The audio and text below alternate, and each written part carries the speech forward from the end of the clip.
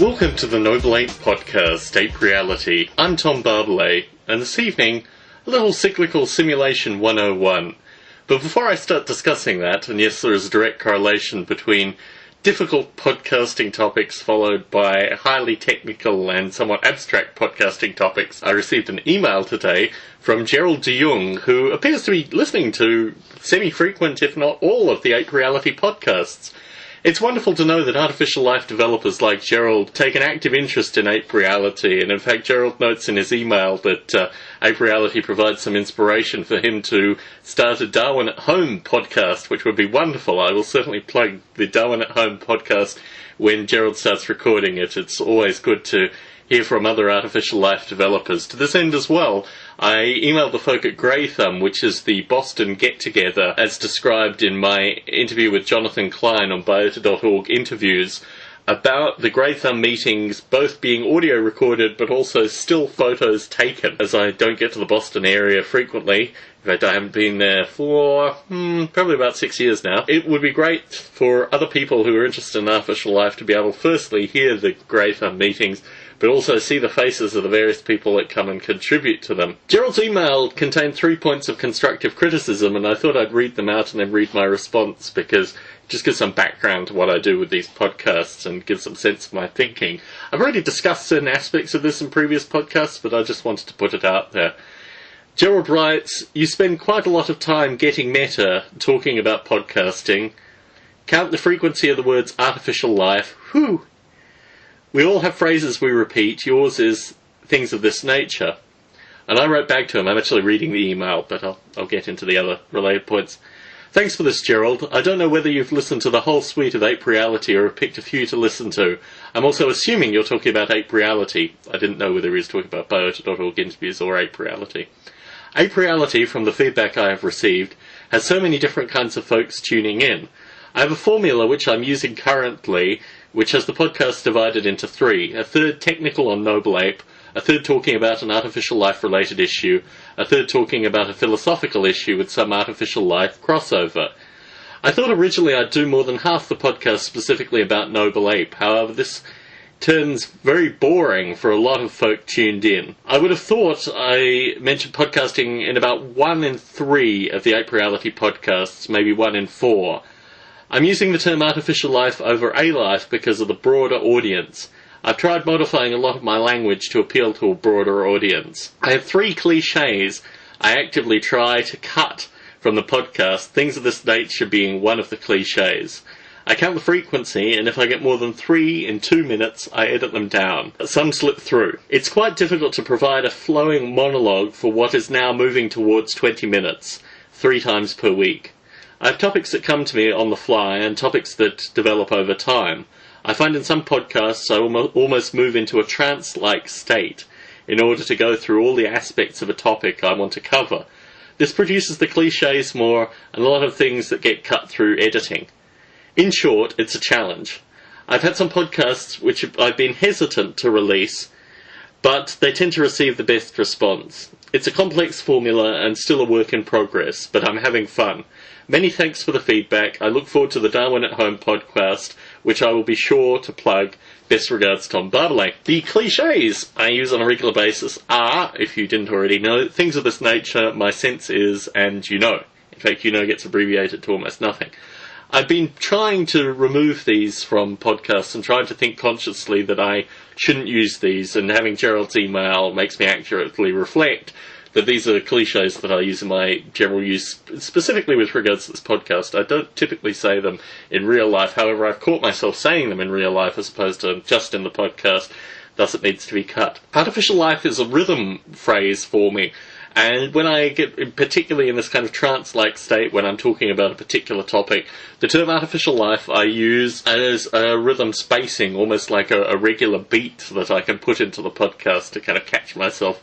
And I don't use the term A-life as much as I once did. I've dropped that, so I use artificial life, again, for the broadest possible audience. If you have any issues with regards to the podcast, whether you don't like the format, whether you like the format, whether you'd like to see more things, whether you don't like the thirds principle, whether you want me to talk exclusively about Noble Ape, the easiest way to get this kind of discussion going, and I will read your email out on the podcast, is to email me, tom@nobleape.com. I'm always interested in feedback and constructive criticism, and I do appreciate that there are certain elements of my language and things that sync together that may seem alien to some, and certainly cliches that need to be removed through various editing techniques, either cognitive or post-production. I wanted to talk a little bit about cyclical simulation because it's something that is very implicit to what I do in Noble Ape, but something that need not be the case.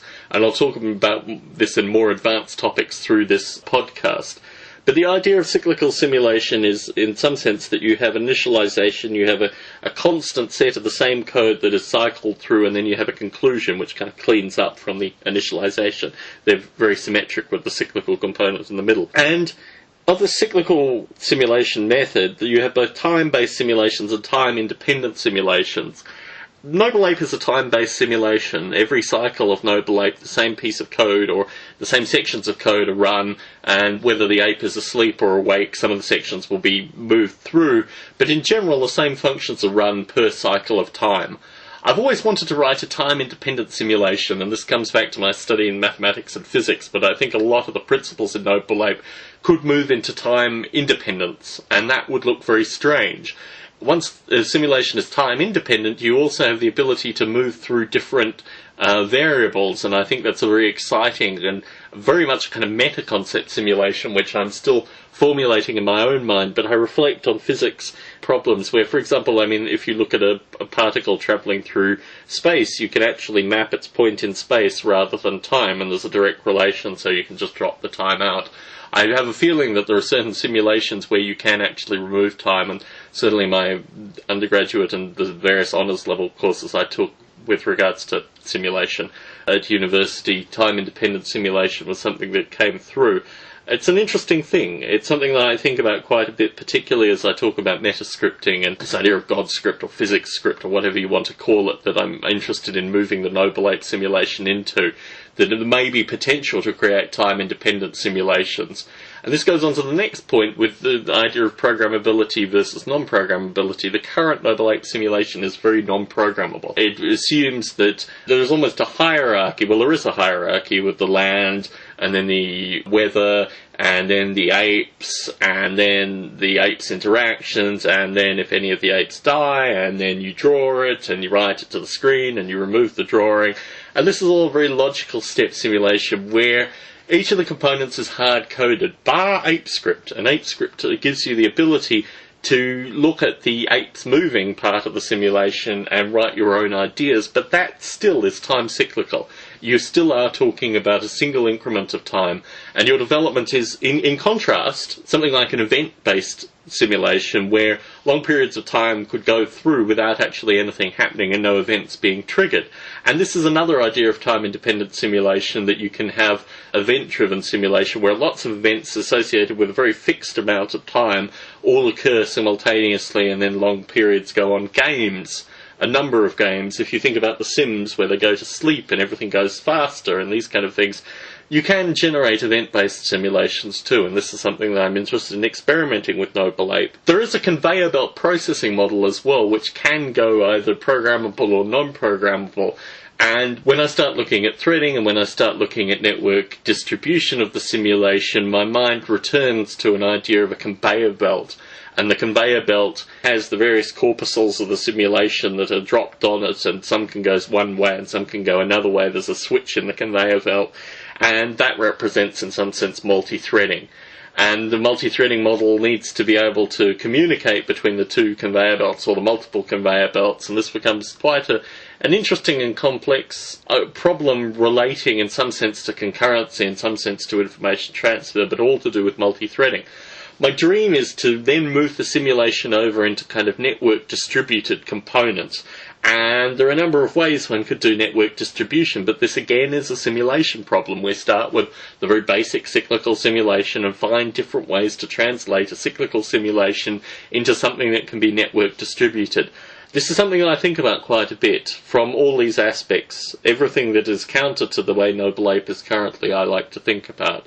Be they time-independent simulations, fully programmable simulations that I've talked on, event-driven simulations, this idea of the conveyor belt metaphor, which ultimately event-driven simulations are most ideally suited to in terms of the various events being passed on to various threads or even across the network. And this basically distorting and distributing the time model, rather than time being a process in an instant where all these things are run, well, not at the same time, but at least serially.